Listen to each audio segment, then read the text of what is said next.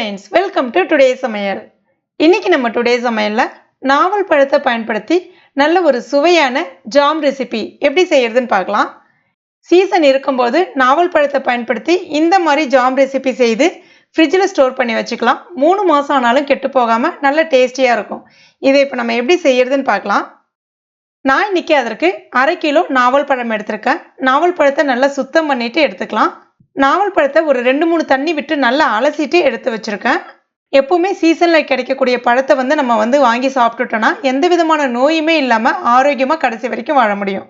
இப்போ இந்த நாவல் பழத்து மேலே இருக்கக்கூடிய அந்த சதைப்பற்றை மட்டுமே கட் பண்ணிட்டு இந்த மாதிரி எடுத்துக்கலாம். உள்ளே இருக்கக்கூடிய விதையை தூக்கி போட்டுறாதீங்க. இந்த மாதிரி எல்லாத்தையுமே சேர்த்து வச்சுக்கோங்க. இதை ஒரு முறை அலசிட்டு வெயிலில் காய வச்சு மிக்சியில் பொடி பண்ணிட்டு சலிச்சிட்டு எடுத்து வச்சுக்கலாம். தினமுமே காலையில் வெது வெதுப்பாக இருக்கக்கூடிய தண்ணீரில் 1/4 ஸ்பூன் இந்த நாவல் பழ பொடியை போட்டு சாப்பிட்டுட்டு பாருங்க. உங்களுக்கு சுகர் கம்ப்ளைண்ட்டே வாழ்நாள் முழுவதுமே இருக்காது. சூப்பரான ரெசிபி, அதுவும் ட்ரை பண்ணி பாருங்க. இப்போ பாருங்க, எல்லா பழத்தையுமே நான் கட் பண்ணிட்டு எடுத்து வச்சிருக்கேன்.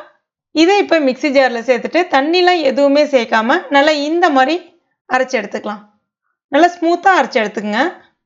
அடுத்ததாக ஒரு பேனில் 1/2 கப் வெல்லம் சேர்த்துக்கலாம். நீங்கள் நாட்டு சர்க்கரையும் பயன்படுத்தலாம், வெள்ளை சர்க்கரையும் பயன்படுத்தலாம்.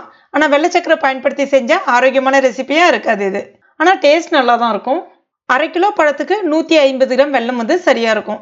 இனிப்புக்கு தகுந்தவாறு நீங்கள் சேர்த்துக்கலாம். கூடவே 1/4 கப் தண்ணி சேர்த்துக்குங்க. இப்போ இந்த வெல்லம் நல்லா கரைஞ்சி பாகு பதத்துக்கு வரட்டும்.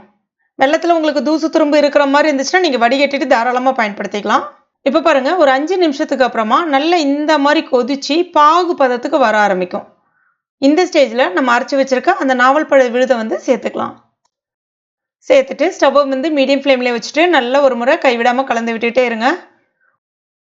கொஞ்ச நேரத்தில் நல்லா உங்களுக்கு இந்த மாதிரி திக்காக மாறி வர ஆரம்பிக்கும். இப்போ நடுவில் ஒரு லைன் மாதிரி அந்த கரண்டியை பயன்படுத்தி போட்டு பாருங்கள்.